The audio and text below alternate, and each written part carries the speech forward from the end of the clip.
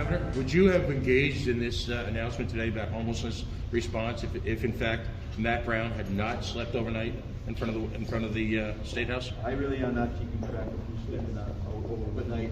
This is a serious issue that we've responded to in a very direct way, and we've made a commitment to do that. What can you do to create beds this weekend? We'll have specific announcements about the work that's been done over the last couple of weeks out of our office very shortly. Thank you.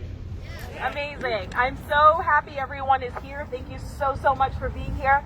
I am sorry that we have to do this at the same time. I'm sorry that this is what it takes to make sure that our brothers and sisters who are out in the cold right now are not subject to freezing to death, and we know exactly what is going to happen unless we take action. And I'm just really grateful for every single one of you that has made them a priority, because currently our leadership in our State House has not made them a priority for every winter. I want to first share a little bit of, in that sense of gratitude, last night this started. We barely were even able to get started before, I couldn't even put my bag down before the police came. It was 6 of us, and now there's this next night. So an amazing crowd, and thank you all for being here. And also a little, some updates about kind of what happened last night. For those that stayed out last night and know what that felt like, I have heard from my friends that have been unhoused how scary and cold and cruel it is, and we'll hear some of that in our talking circle. We'll hear some about those experiences, but last night was clearly evident to me on a physical level, the violence that we have allowed against the bodies of people that are currently unhoused and then criminalized for being unhoused.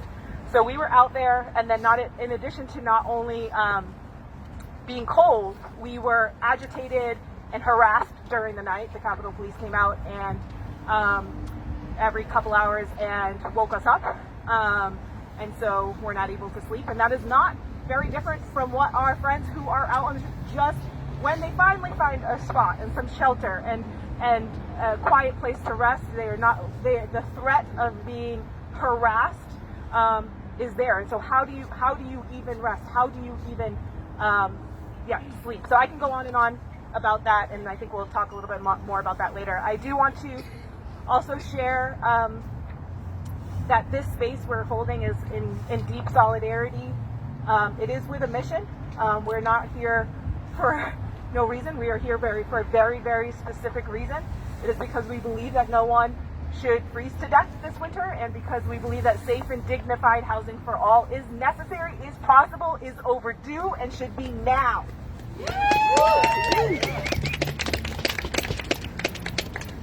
And so in that, because we know it's possible, because we are focusing on that very specifically, and we are raising our voice under that singular banner.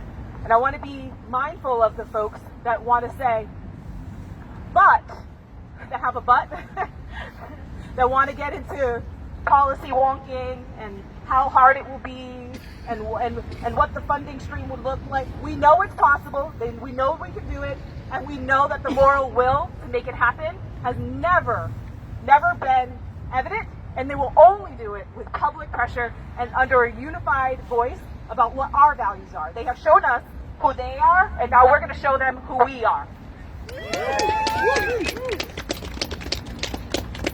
As we hold space, I think it's really important for us to identify what we understand why we're holding space, but what we're going to do in this holding space. And so want to share some intentions and standards around this solidarity and holding space. So in this space, we will be nonviolent. So can I get a clap for that? In this space, we will be in solidarity, and so we will be mindful of there won't be any drug use or alcohol in this space. So we will refrain from that in deep solidarity, and also we are being heavily policed right now, so we need to be careful about that. And so we will not be doing that in this space as a standard.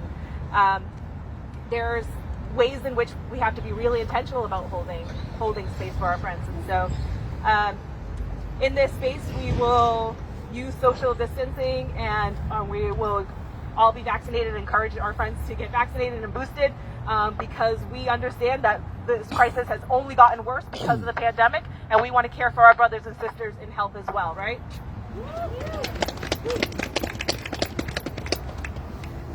In this space, just so you know that we'll also be mindful of this space, because we're going to keep it neat and tidy and be really careful, because we don't want to give them a reason to arrest. Also, as we know, it's very limited with bathrooms, so we want to make everyone aware that the train station is open from 5 to 11 if we need to use restrooms, but we will not be, using restrooms in this space, and we want to be careful about that. And that is hard to do in the cold, I know, but that is something that we have to be mindful of. One thing that I think is really important to identify as intentions in this space is they have us in the habit of fighting for crumbs. They give us the bare minimum, only what they have to do, and then we want to bicker over it and say, okay, this group is only handling the funds this way, or this group is, I wish they would prioritize this group. And what we need to identify is that we will not be criticizing in this space other organizations, other advocacy groups, other service providers. We have one agenda, and that is to make sure that no one freezes to death this winter, and we get safe and dignified housing, and the people that are responsible for doing it, that do not do it, do not care, and are not doing their job, are in that building right now. And what we won't do is point fingers at the people who are doing their best. They're trying out in churches and shelters, trying to plug in the gaps of the holes that they have left, and they have let people fall through. And we're not gonna criticize each other. We're not gonna criticize any organization. We are pointing the responsibility at the feet of the people it belongs to, and those are the people in that building.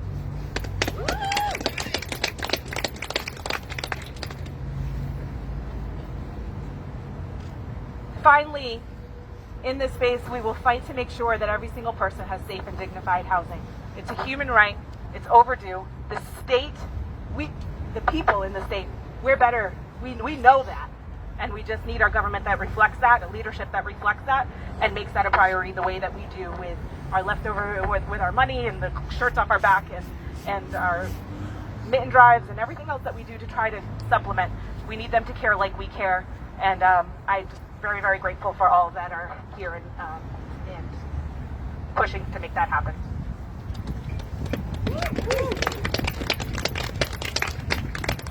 So that's a little bit about how we're going to hold space here. And I think we'll go into, hold on, Josh, help me here. What are we doing? Can I say one? Oh, yeah, go for it, please. Hey, stand up. Yeah, hold on. Yeah? Yeah. Okay. Just wanted to share briefly a little bit about last night. So a little more about last night. So last night, there were a couple of us down here. A couple other people showed up, went home, got tents. We had some extra tents. People helped each other set up. And you heard about what happened with the police. They said they were going to arrest us. They backed down from that. And so we stayed. But then some really amazing thing happened. We went and slept a little bit, and we kept hearing, for those of us who were out here last night, you remember this, I don't know, every once in a while you hear somebody say, I heard this young woman's voice outside the tents just very quietly saying, it was the middle of the night, saying, I'm leaving hot tea outside the tent. Early in the morning, we hear, I'm leaving egg and cheese English muffin sandwiches here for breakfast. People have started showing up. Not people we had called, not people we had reached out to, just people who heard about what was happening here and just started showing up to take care of the people who were camping out here. And that's, when Cynthia said, we're going to show them who we are, that's who we are. We are people who've been working in our communities, taking care of each other, building a movement to make this state better and to build a new and better world. And people like Terry, who I'm sure we're going to hear from soon, have been doing this work a long, long time, Kevin and others. And so that's who we are. And we saw we just saw the angel side of Rhode Islanders and our brothers and sisters last night, as well as thinking about the fight that we're up against. So, and I think that's going to keep happening. And last night we were 6, and take a look around this circle, and we'll see where we are tomorrow. But I don't think people are going to stop until we get the change that we need here, which, as Cynthia said, is that we make sure that no one freezes to death, and that we resolve this homelessness crisis. So, back to Cynthia. Thank you. Yeah, that was it was amazing to hear those kind voices in the middle of the night, because it is absolutely terrifying. And so if some of those folks are here, thank you tonight. I don't know who you are, but thank you. And I think right now we're holding space for the lived experience of what this looks like to both be unhoused, to advocate for those that are unhoused, to work alongside. We're holding space for those experiences. So whether it's if you participate in direct action on behalf of the unhoused, if you have been formerly unhoused, if you are advocating for unhoused, and you serve and minister to and deeply care and are filling in the gaps and holding up our brothers and sisters unhoused, this is the time that we're holding to hear from you. So I'm going to hand off the mic, if it's okay, to Terry, because she's been doing this for a really long time. And there are several other folks here that I would love to hear from.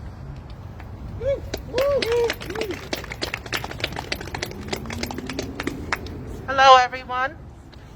Hello. So I am an organizer at DARE for housing, but not only am I an organizer, I'm also a community member. So I live it, and it really breaks my heart that we have to be out here to raise our voices in solidarity for the unsheltered, unhoused folks.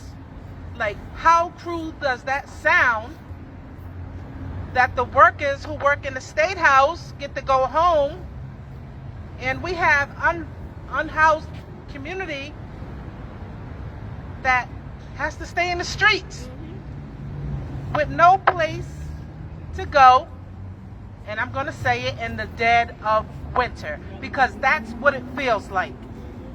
And they're out here 365 days a year, have been out here as long as this pandemic. Dan McKee, Governor Dan McKee, I'm going to be very respectful. This isn't even a plea here. This is something that is supposed to be, and it isn't. We need to treat housing like the human right that it is, because we all know that it's a human right. So it's a difference in knowing and doing. And this State House needs to get to doing. There are families sleeping in their cars. There are folks sleeping in tents, sleeping on benches, sleeping behind dumpsters, wherever they can find. And that's not how you treat people. Even a dog has a doghouse, right? So why are we hustling backwards here for Rhode Island? We talked about a Thrive agenda. We've talked about the Green New Deal, in which Governor Dan McKee said he's in support of affordable housing. Where is it? Honestly, where is it? We're in a pandemic and folks are still dying. We're in a pandemic with no eviction moratorium. Are you kidding me? So evictions are happening, and our shelters are full, and families are being thrown out of their houses. How cool is that? I think it's really sad that the governor gets to go home. I'm sure there's a fireplace with some expensive wood, you know, while we're out here in solidarity for folks who don't have any shelter. I don't understand how it's possible that it's gone on this far. We're fighting for low-income affordable housing for folks who have no income, to low-income working families who have to work 2 and 3 jobs just to pay high Rhode Island rents. And we couldn't get an eviction moratorium. And we don't have shelter for the unhoused. I'm really starting to question what is going on in this state. So this is what you call people power. This is the people's agenda that have assembled here, and we will not go home, we will not back down until the unsheltered are sheltered.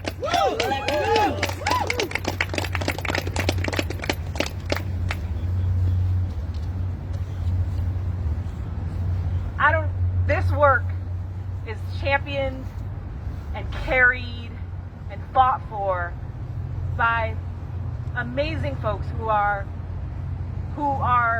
the leaders that we actually need, the ones that are actually doing the work. And Terry is one of many. I want to introduce you to another, and that is Barbara. I wanted to have Barbara come over and share a little bit about her work and her experience, because the true leaders that are really advocate, really know the stakes, know the faces, know the names, know the stories, and have been fighting with every ounce of their energy to make it possible for people to have the dignity of shelter. So I want you to just hear from Barbara, because she is a wealth of information in this, the leader that we need in this.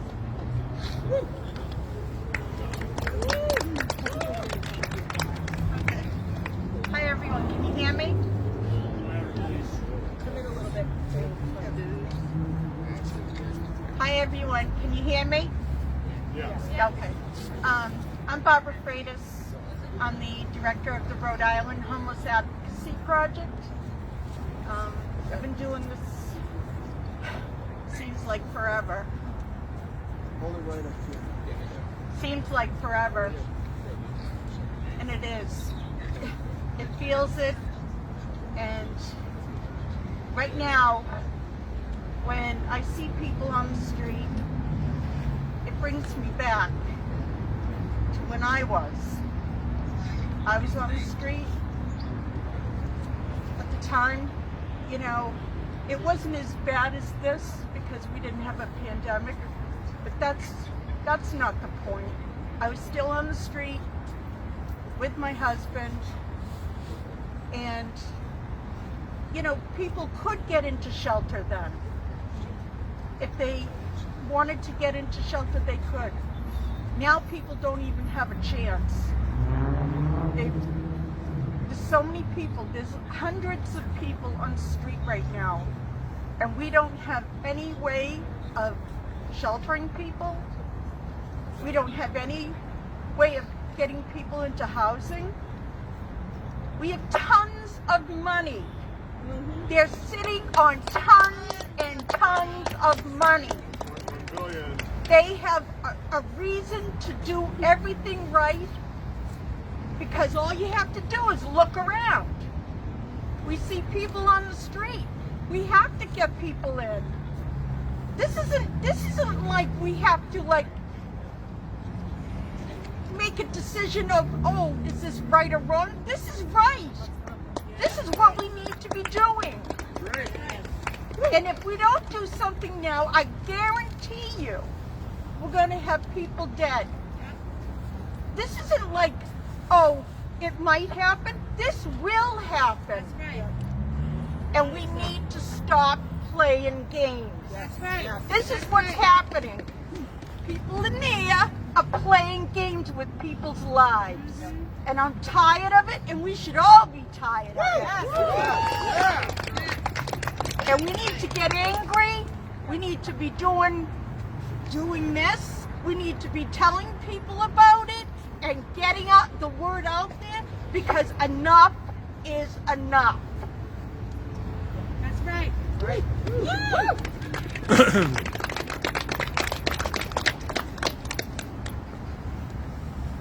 Told you she was one of the leaders that we needed. Been doing this for a long time. Literally live feed. And isn't that the story? We live the pain and then we recycle the pain to save each other, right?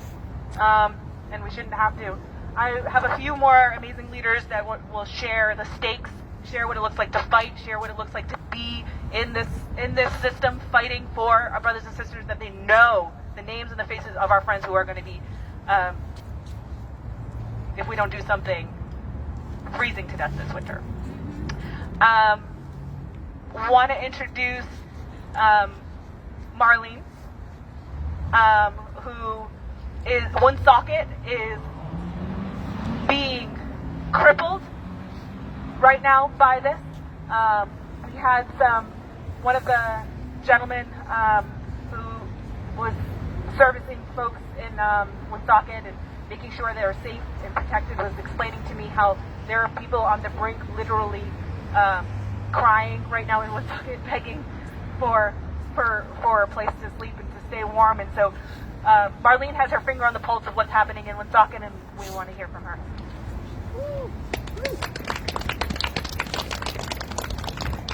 So I'm a school teacher. Can everybody hear me without this? Use it. You don't know. Use it, please. You don't know who's here. Okay. I can hear you. All right. So I am Marlene Guy. I am a 25 plus year resident of the city of Woonsocket. I also work on the state level for nonprofits and supporting a multitude of issues, including education and housing and security. Specifically, I want to talk about two major things. One is on this level. Our state agencies are really, really fucking tired. They are exhausted. They have been filling the gaps for so long of all the unavailable funds, the unpriorities that have been trying to hold up our community. And they pivoted in this pandemic, and they have been working double time and filling these stopgaps so that people are not falling through the cracks. But the cracks are happening. They're getting bigger and wider, and we're getting nothing but placated from legislators about when these dollars are coming. Our nonprofits have held up, has been the safety net for decades. Yes. It is the reason why I say that there's so many people in this building who are baby dragons. They are sitting on this pile of gold and they do not want to give it out to the peasants in the village. We are demanding that they give it to the peasants in the village. We need this money. They do not have our best interests, the needs of our community at their foremost ideas. It is why the people who are doing this work know it. They know the people, they know the community, they know the needs, and they need to start listening to us. Yes. That's right. That's right. As for Woonsocket, a few weeks ago, many of you might have heard, our city council and our mayor decided to announce how they were planning on spending the first bunch of money. This is a community that we have identified 200 homeless children.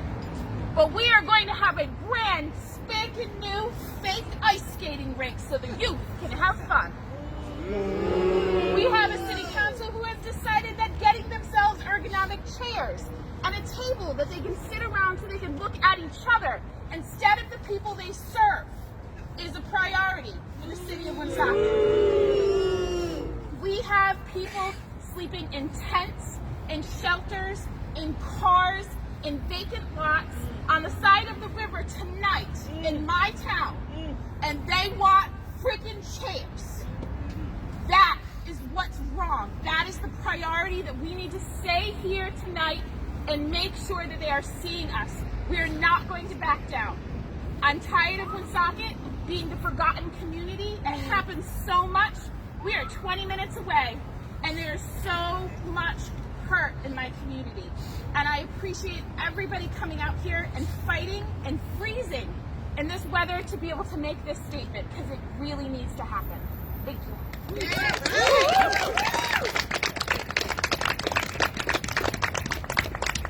This is a Rhode Island, every corner of this state. There's someone right now who is cold and does not have shelter. Every corner of this state. Thank you, Marlene, for fighting for Woonsocket. I have several other fighters to introduce you, leaders and people that have been raising their voice on this for a really long time. Harrison Tuttle is one of those voices, and very excited to introduce you guys.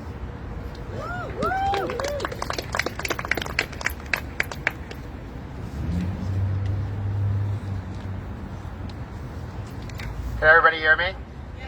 All right. Thank you, everybody, for coming out here today. I'm the executive director of Black Lives Matter RI PAC. I'm running for General Assembly in Cranston, Rhode Island. But most importantly, I'm a human being. And, you know, I go back to a video that I watched earlier today. James Baldwin said, "They told my grandfather to wait. They told my father to wait. They told my mom to wait. How much time do we have to wait? How long do we have to stand out here? How long do we have to call for people who are unhoused to be housed?" Now, as we look up in the sky today and we see the State House is lit red, I remember Cynthia yesterday saying that the State House, and specifically Joseph Shikarchi, has blood on their hands. Look up. And so let's really look at who's to blame here. Let's look to why we have to do what we have to do. And that's because of two reasons. Two people. Number one, Governor Dan McKee is afraid to call out the General Assembly to spend the ARPA money that we desperately need. That's number one. Number two is Joseph Shikarchi is completely fine with evicting people and also letting those same evicted people be homeless out on the street when his job is to serve the constituents of Rhode Island as the Speaker of the House. Which includes homeless people. Yes! Yes! So last time I checked, serving people is not letting people go out to be cold. That's right. Serving people is not holding ARPA money that is specifically supposed to be used for communities and everyone affected by the pandemic for over 8 months. And it's not saying, oh, well, we'll take a look at a 10% down payment either, because 10% is not enough. It's not enough. And so today, I'm so happy that all of you are out here, because it's truly important that all of us show the governor and the General Assembly, specifically Joseph Shikarchi, who is choosing to let people who are unhoused continue to be homeless.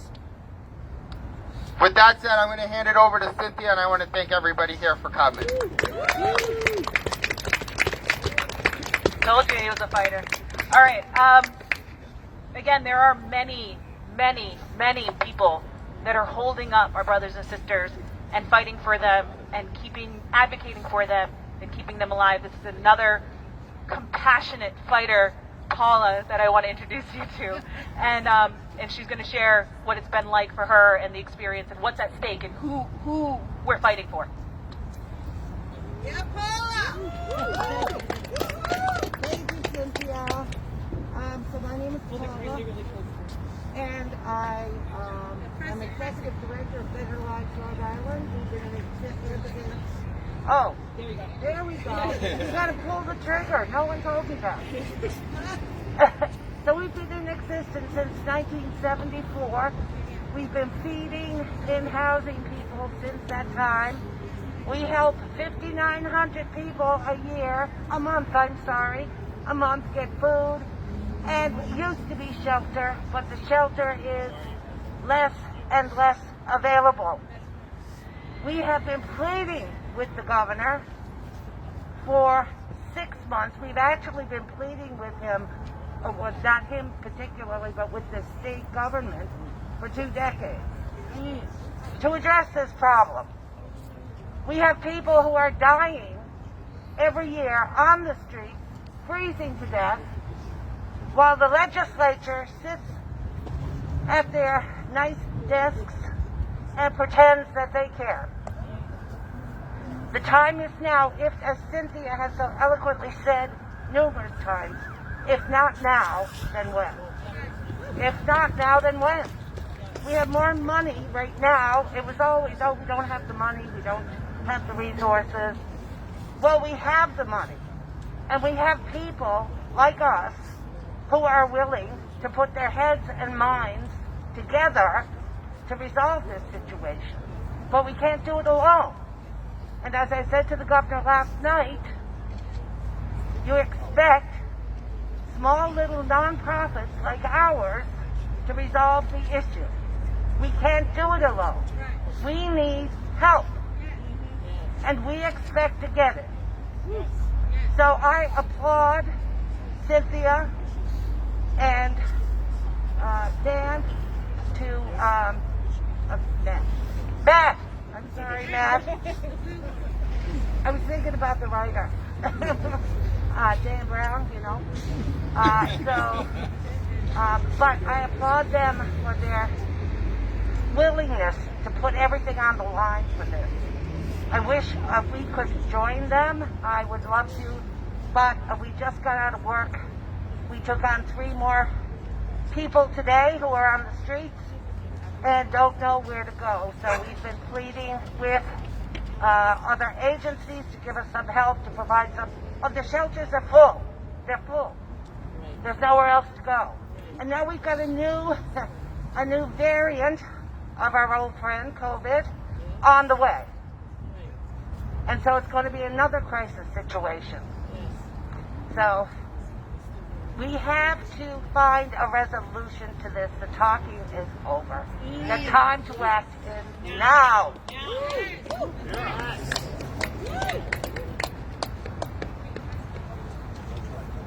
When do we want safe and dignified housing? Now. Should anyone in the state of Rhode Island freeze to death this winter? No. When do we want safe and dignified housing? Now. We're not going to stop till we get it. And one of my fighter's friend, sister, and the voice for her people, our people, dignified humanity, and what this state needs is really embodied in my friend Monica Fuentes, and I'm going to introduce her right now. She's about to go off, so y'all better be prepared. Hello, everyone. Hello. Yep. It's working? Okay. Come in, guys. Hi, everyone. First of all, I want to say it's not just our brothers and sisters, because it's our queer and LGBTQ and non-binary folks, okay? Every time I hear that, brothers, it's like I cringe a little bit, because we know that LGBTQ youth have a high rate of homelessness, and so I'm a little bit nervous, and that's not like me, because I'm gonna really go deep, because I'm gonna tell y'all a little bit deep shit that happened to me and my brothers. And I'm going to shake, but I'm going to feel it, and I'm going to tell y'all, because people out hear this. Because it's not just folks or people. It's children. Right now, there's children living in cars. And those children that are living in the cars are a little bit lucky. Because I'll tell you, we didn't have a car. We didn't have a car. And on these nights, when it got below 30 degrees, my mother would have to go into the emergency room at Hasbro Children's Hospital and pretend that one of us was sick, so that we can have a space to stay at night. I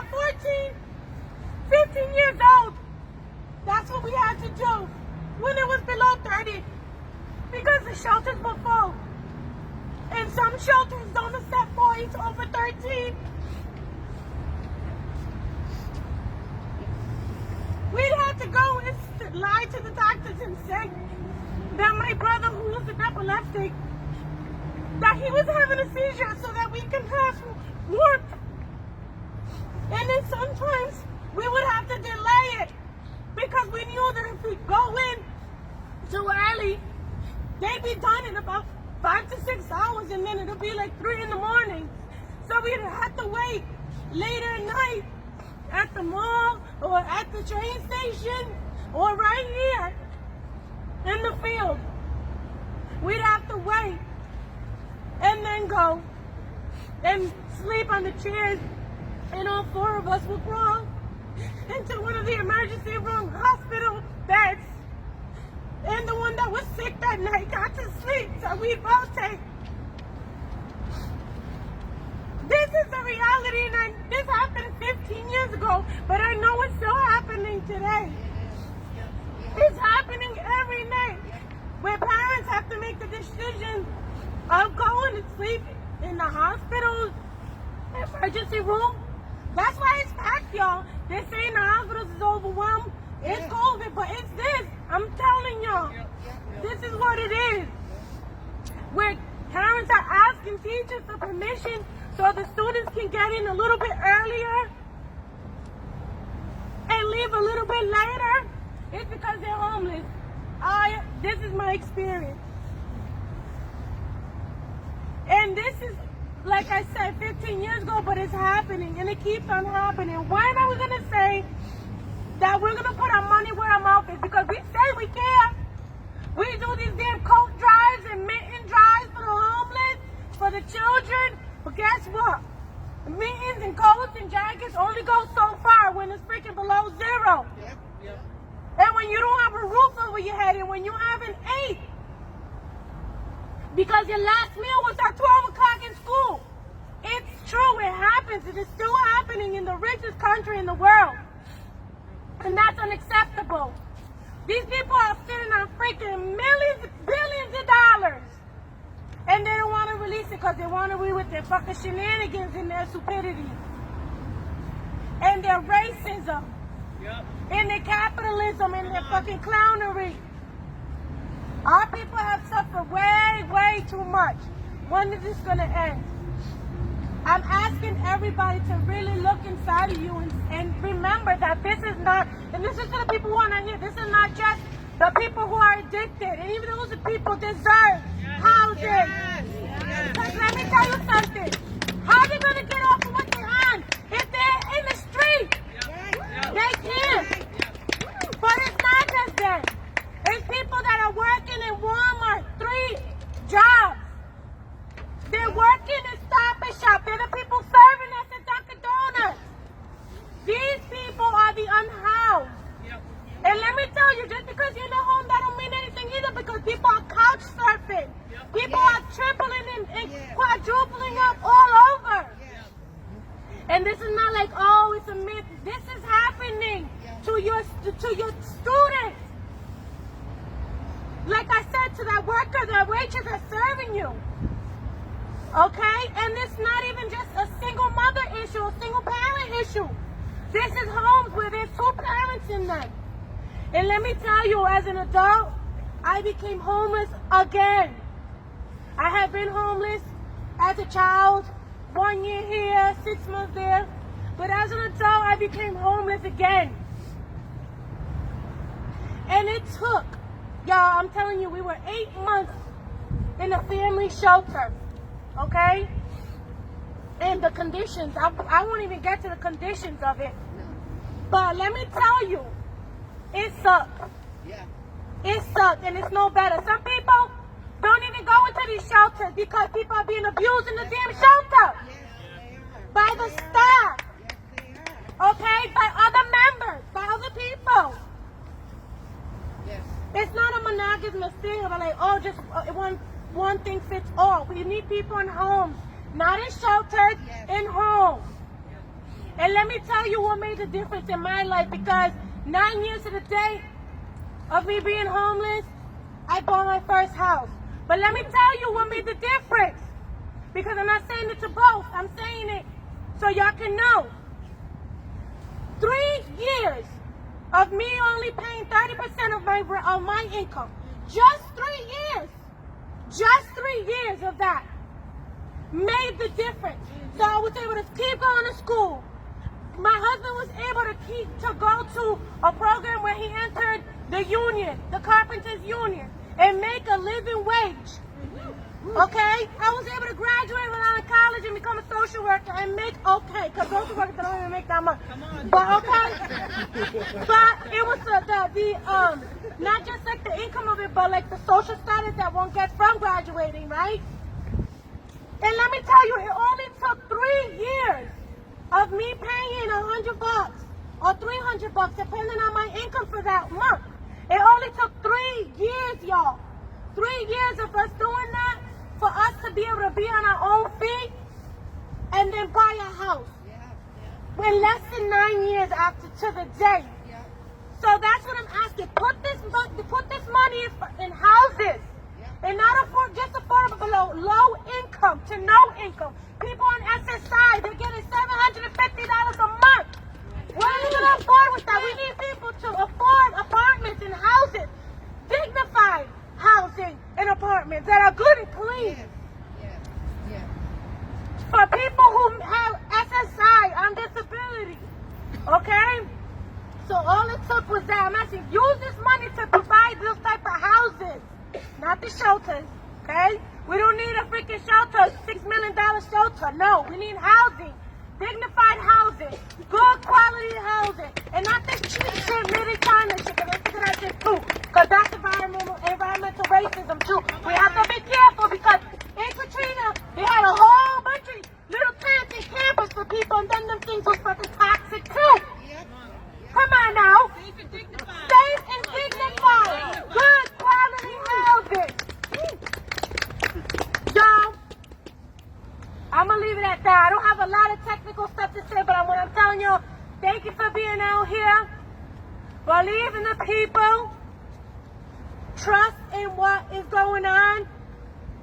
What we're saying is true. Look outside. I know y'all see the tents out there. I know you guys are seeing it on every single overpass in the city, in this state, has a tent, has your sister, a brother, a non-binary person, an LGBTQ, a cousin, your cousin, literally your father, your mom, your siblings are living in this condition. Every single one of us knows a person who's in the house or homeless, and most of us are 2 paychecks away from being in the same position. Me, myself included. Anyways, y'all, have a great night. Thank you.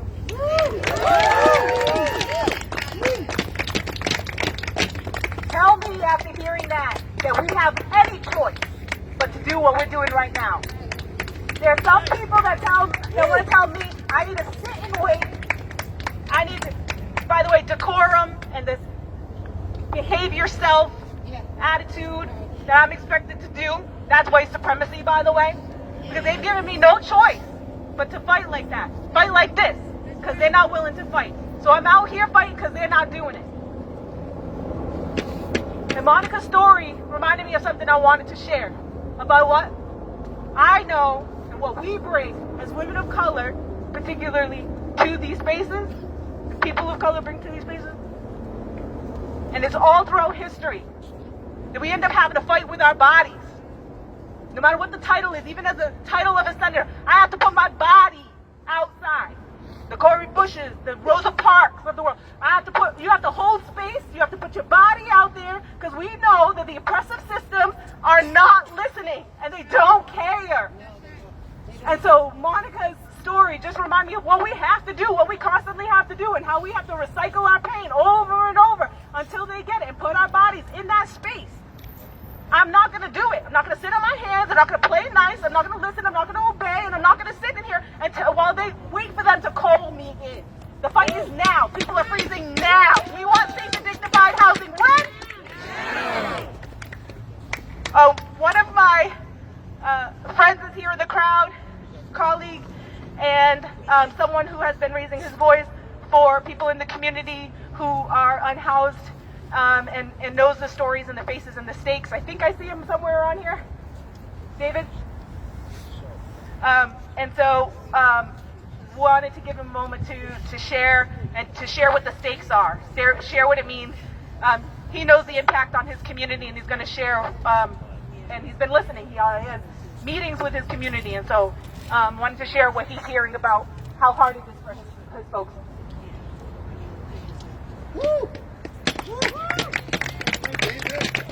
Well, first and foremost, I want to thank each and every single one of you for being out here in this weather, because what we are experiencing is the lived experience that over 600 Rhode Islanders have had to suffer through for decades on end.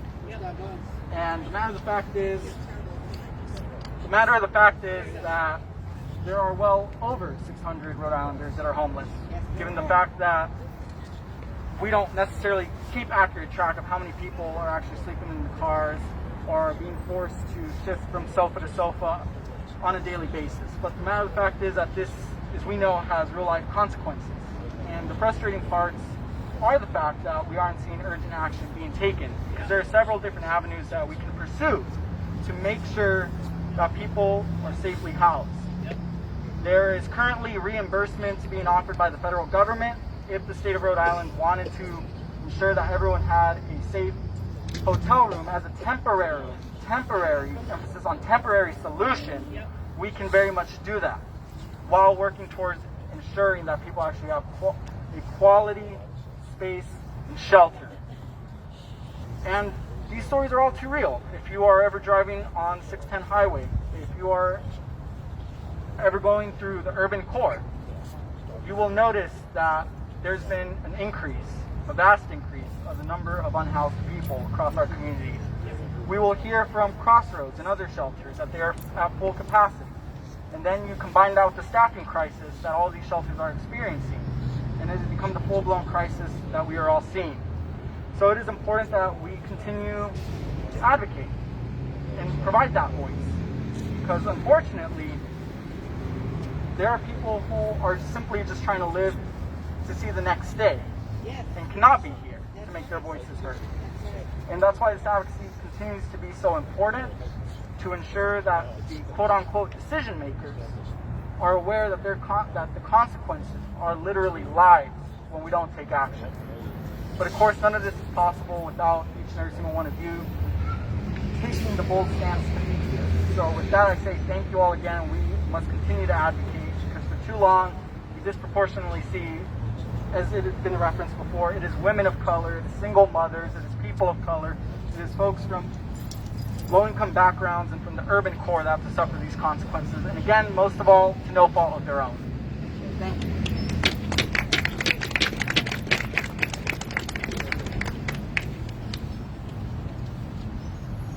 This is why we're holding space. This is what leadership looks like. And there are more, hundreds and hundreds and thousands more stories like this. We'll be holding this space continually. So tomorrow night, just to let you know, and we'll talk a little bit more about this, from 4 to 7, we'll be here.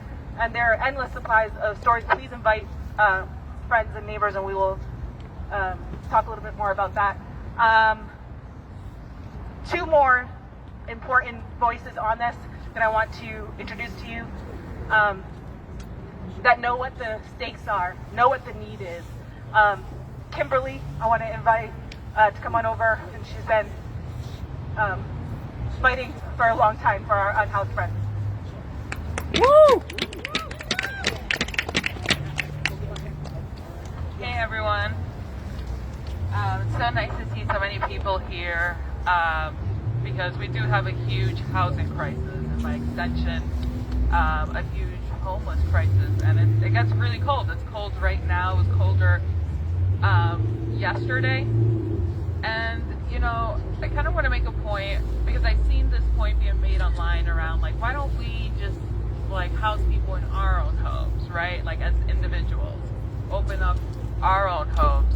And I think that kind of view misses the point, which is no individual can really solve a societal crisis. we got to this point because we made political decisions to leave people behind and allow real estate to be, a profiteering industry. That's why we have the situation. No individual is going to be able, to house the level of people that we have on the streets, let alone the amount of people we have that are housing insecure. We need to actually leverage the resources of our society to do these things. And right now, more than ever, we have a surplus. So there is no excuse of, oh, we don't have the money. I mean, that's always been an excuse. We do have the money. We just refuse to tax the right people for it. Come on. But, even now, the excuse looks extremely lame because we have a surplus, we have the money. Why aren't we acting now? We should. And if there is no action there, then it's these types of actions that are going to push, the types of policies that we want to see. We need to see that federal money being used to house people. We need to get them into we need to get folks who are homeless into temporary housing, but that is only temporary. We need to actually build a long-term housing to house the amount of people we have in the state. And we have all the money to do it. We have the expertise to do it. It's about political will. Yep. Yes, right. That's all it is. If they had the political and moral will, just a fraction of what's here, a fraction of what's out there, we wouldn't have this crisis. I want to close right now with one of the most strongest and yet humble voices that I know. And I'm not going to try not to cry. The reason why I'm here, the reason why I know how to fight, the reason why I know how to be a good senator, Janine Colgan. Woo! Senator Janine Colgan. Yeah.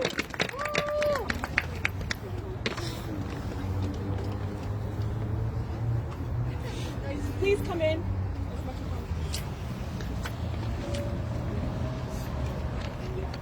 Can you all hear me okay?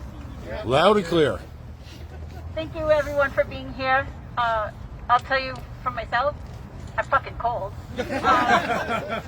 And it's amazing to see so many people here, but my heart is breaking right now for all the people that are homeless. Yeah. And we are sitting on a fucking huge amount of money. And I am so pissed off, I can't even express how much, because I have been waiting to get back to work. Yeah. To spend this money to help people here in Rhode Island. And when I hear that Speaker Shekarchi is looking for ways to make a return on investment of our money, this ARPA money is our money. We pay the taxes. It has been given to us to spend to help people.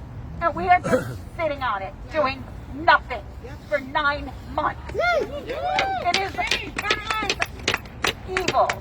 I'm just going to say it. It is evil to know that people are struggling on the streets. Little kids are homeless, and we are doing nothing. And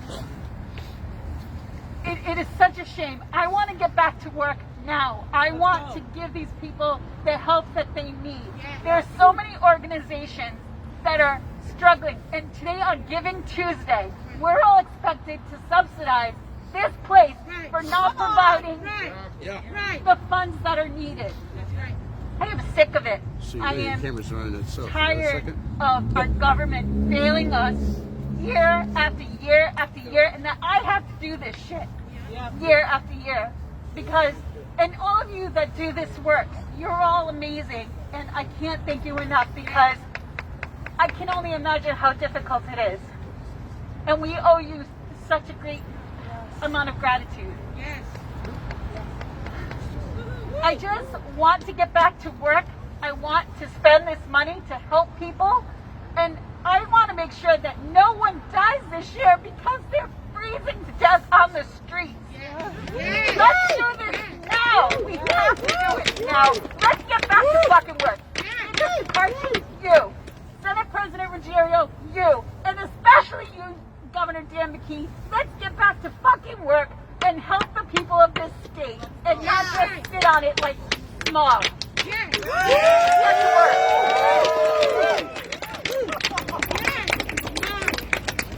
All I think you've been warned. We're just getting started right now. Want to let everyone know we will be having a vigil tomorrow from 4 to 7. Bring non-flammable lights. Bring everyone you know. If they can say no one should freeze to death, if they can say safe and dignified housing, and if they're vaccinated, this is where they should be. Raising our voices in unison and raising the moral temperature until they get the message. They've shown us who they are. Now we're going to show them who we are. We're going to close out real quick. There's a couple of the next steps about how we're going to do that. A little information. I'm going to hand this off to AJ real quick, and then we're going to close out. AJ. Hey everyone. So we've heard from a lot of really, really powerful people tonight. We've got some really tough folks sleeping out, staying the night, staying every night, and we want to make sure that the rest of the state hears about it too. So if you can take pictures tonight, take videos, talk to people, share stories, and then post on Facebook, Instagram, Twitter, use the hashtag #SleepOutRI, and make sure that everyone hears about this action. Share it far and wide. Tell people to be here tomorrow at 5.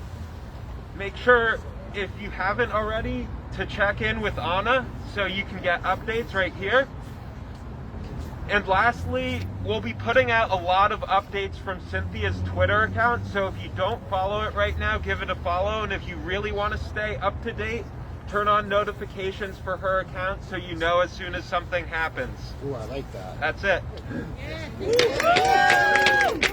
Thank you, AJ. I really want to echo the giving contact information to Anna. I think Alex here, who is standing right here in the red, also is a great point person. Marlene, I think, is a great point person. So before you leave, just make sure they have your information, and so that way if anything's going down, or if you are, have any questions, we can stay in touch. I can't thank you all enough for doing this, for being here, for holding space, holding solidarity, for holding the moral line on what dignifying humanity looks like. And the people in this crowd, and there are people that didn't speak, that have been doing this for a long time, that are sheltering people and feeding people, bathing people, fighting for people. And we won't know all their names of some of the most amazing leaders, but we know they're among us. Let's be here tomorrow from 4 to 7. Let's show them who we are. Thank you all. Thank you.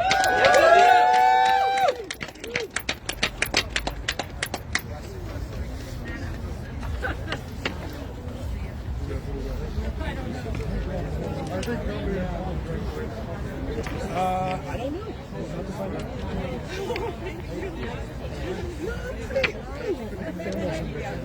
Hand warmers. Trying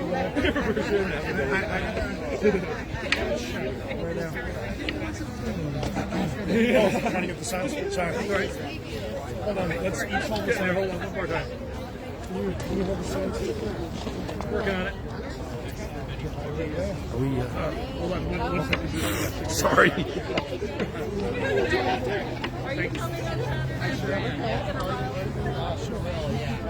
Got it. Thank you.